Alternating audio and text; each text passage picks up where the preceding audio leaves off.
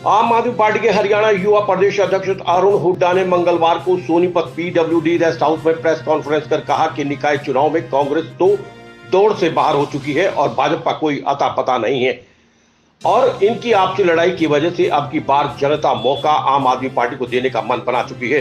अब आम आदमी पार्टी का वकोलबा लगातार बढ़ रहा है, लोग पार्टी के प्रति आकर्षित होकर सदस्यता ले रहे हैं। आम आदमी पार्टी के हरियाणा युवा प्रदेश अध्यक्ष अरुण हुड्डा ने सोनीपत में प्रेस कॉन्फ्रेंस कर कहा कि निकाय चुनाव में अब जनता हरियाणा में जो भ्रष्टाचार फैला हुआ है उसके मद्देनजर रखते हुए वोटिंग करेगी। उन्होंने कहा कि दिल्ली और पंजाब में जो भ्रष्टाचार हो रहा था उसे अब समाप्त कर दिया गया है। जिस तरह से रोहतक में अमृत योजना का घोटाला सामने आया है और जब वो यहाँ से जीत हासिल करेंगे तो यहाँ भी कई घोटालों का खुलासा किया जाएगा।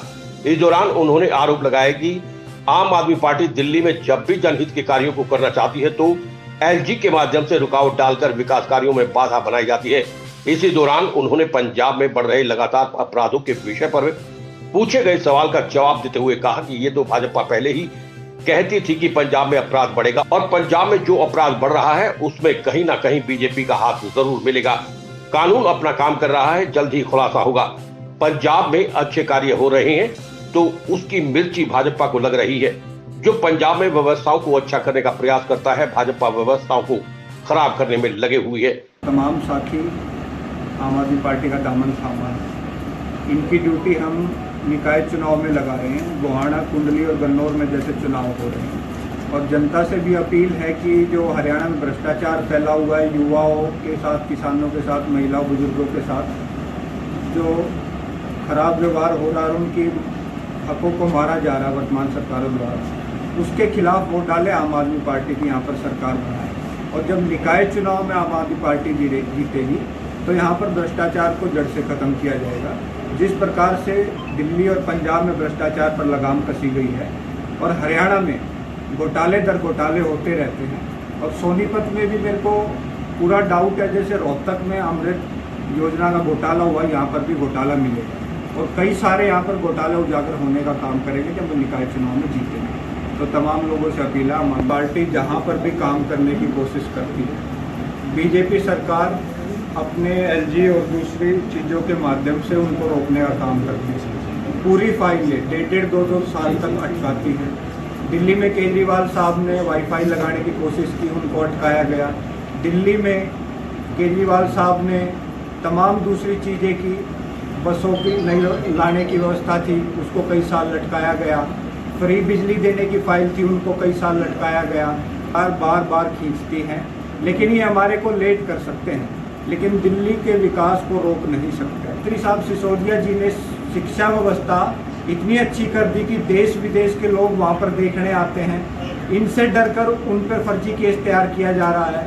तो जहाँ कहीं भी हम सुधार करना चाहते हैं, ये हमारी टांग खींचने पे लगे रहते हैं। ये तो बीजेपी वाले पहले से ही कहने लगे थे जब इनकी हार इनको दिखाई दे रही थी कि पंजाब की सुरक्षा व्यवस्था चरमराएगी, तो इसमें कहीं ना कहीं उनका हाथ मिलेगा और कानून अपना काम कर रहा है।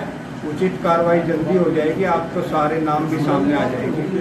काम वहाँ पर इतने अच्छे भी हो रहे हैं कि वहाँ पर भर्तियाँ भी निकली हैं, कच्चे कर्मचारियों को पक्का भी किया गया है, एक एमएलए को एक पेंशन देने का भी काम किया गया है, फ्री बिजली का वादा भी वहाँ पर पूरा कर दिया।